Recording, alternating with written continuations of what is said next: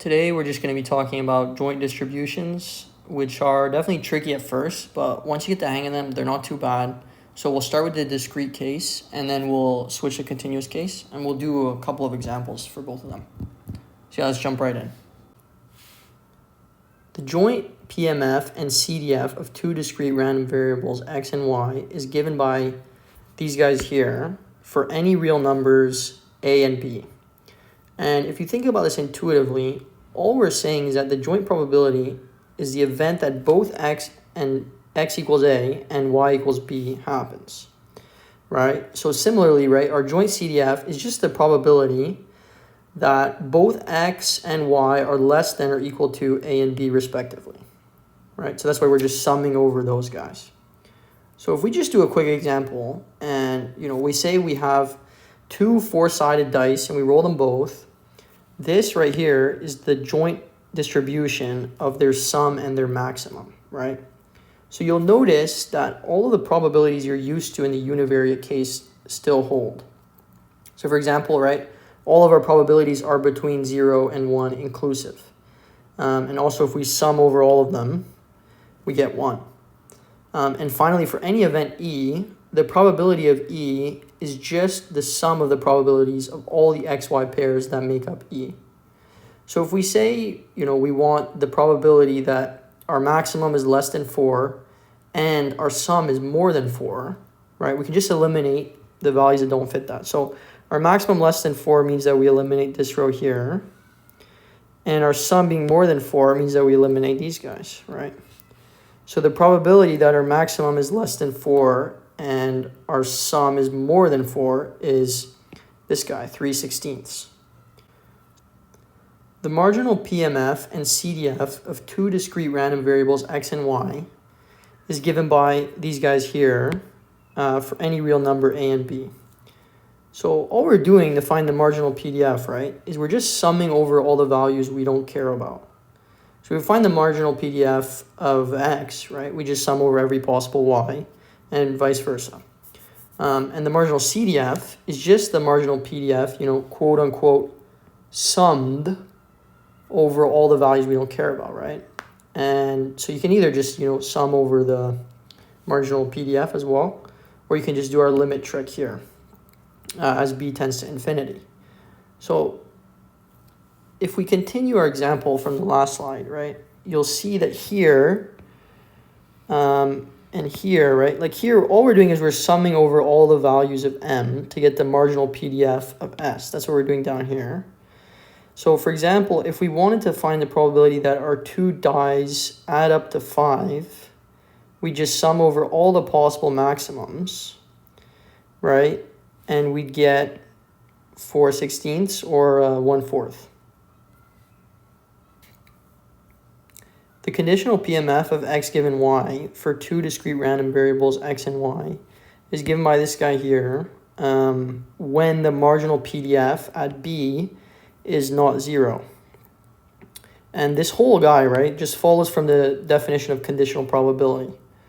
So, for example, right, from our last slide, you can flip back there if you'd like, but we know that if our maximum is 1, then our sum has to be 2, right? So we get this guy. And similarly, if our maximum is 2, then our sum can be 3 or 4. So we can just divide the joint PMF at m equals 2 and s equals 3, and at m equals 2 and s equals 4 by the marginal PMF, and we get this guy, right? And intuitively, this kind of makes sense because if our maximum is 2, then there's two ways to get a sum of 3, right? 1 and 2 and 2 and 1. And only one way to get a sum of 4, 2 and 2. And everything else is only possible if our maximum is higher or lower, so we don't care about it, we get 0 otherwise, right? So finally, I'm just going to remind you that the conditional PMF, just like the marginal PMF, is still a PMF, so all the properties you're used to in the univariate case still hold. For example, right, all our probabilities are between 0 and 1 inclusive, and they always add up to 1. The joint PDF and CDF of two continuous random variables x and y is given by these guys here for any real number a and b, right? So to be clear here, the PDF is not this probability, right? It's not actually this. It's just any function f of xy that satisfies this first property and the usual properties of a PDF, non-negative everywhere, and integrates to 1 over its support. So yeah, this is the PDF, sorry. This is not the PDF. Our CDF, right, is just the integral of the PDF over the region where, x is less than or equal to a and y is less than or equal to b. So that's where we're doing our double integral here. Now, notice, as usual, right, you can go from the joint PDF to the joint CDF by integrating and vice versa by differentiating. But remember, we're in 3D now, right? So we're dealing with volumes, not area. So you have to deal with both x and y. So let's just do an example here to make this clearer. Because like I said, we're dealing with volumes. So, really the area under the volume here, right, is sticking out of the page. So in this case, right, it's 2 sticking out of the page. You can picture that. So our PDF, right, like the area of this triangle has to have, total area 1/2, right? And similarly, right, this means that there is no, because of the volume thing, right, there's no probability at one point, right? Let's say we do a P of x equals 0.5 and P of y equals 0.25, like here or whatever. At one point, there's no volume. So our probability is always 0 at one point. So you always want to do, the probability that x is less than 1 and y is less than 1/2 or greater than 1/2 or whatever. And then you integrate over some region. Let's say, you want to find this guy. And you'll notice that your goal is always to find one function that gives a slice, and then integrate over all the possible slices. So whether you slice this way or this way, it doesn't matter. So you just pick what's more convenient for the problem. But let's say we want to find this probability here, right?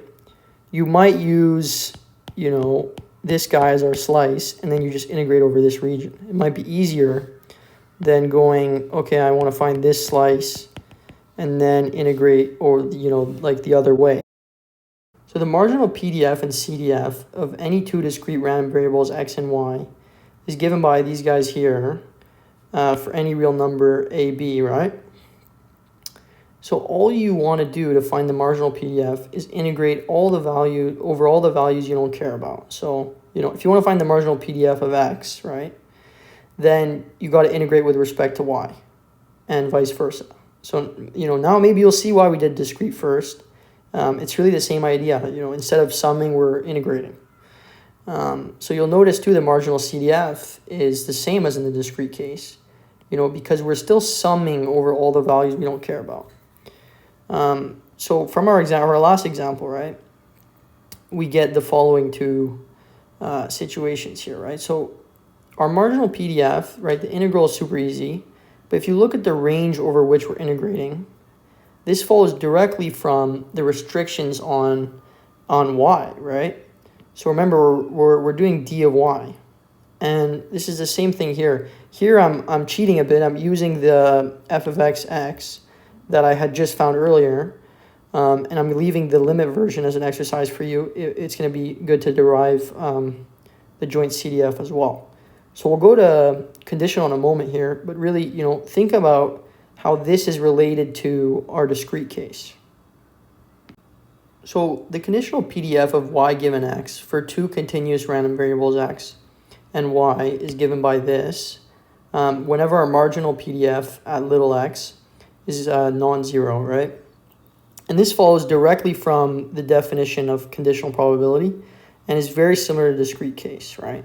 But what's a bit unique here is that we also have a conditional CDF, right? Take a look at this guy here. It's very likely that you're going to get asked this, asked about something like this on a test or on an exam of some sort, right? So if we continue, and again, this follows, the trick here is we already found this guy. And then, we're just extending it for whenever y is less than or equal to b, right? So if we continue our trying example here, and we just plug in our joint and marginal PDF, right, for this guy, we get this, and notice our range. Again, we're dealing with the same range thing as last time, where, since y is defined here, that's when it matters. And our conditional CDF, right, faces a similar problem. But the big thing is that whenever we're dealing with conditional density functions, whether it's CDF or PDF, remember that the conditioning variable, right, in this case x, is fixed. So if you're given a conditional PDF of y given x, you can really think of x as a constant. That's why we can do this, right? But remember that also means y is not constant. So that's why we're d of y-ing here. Yeah, so here I've provided a handful of practice problems of different difficulties. And I really do encourage you to give these a shot. It's always fun to, enhance your learning a bit. This guy is particularly fun. And yeah, thanks for listening. Feel free to ask your questions in the comments below. Please do let me know if I made any mistakes or if anything was unclear. And I'll see you guys next time.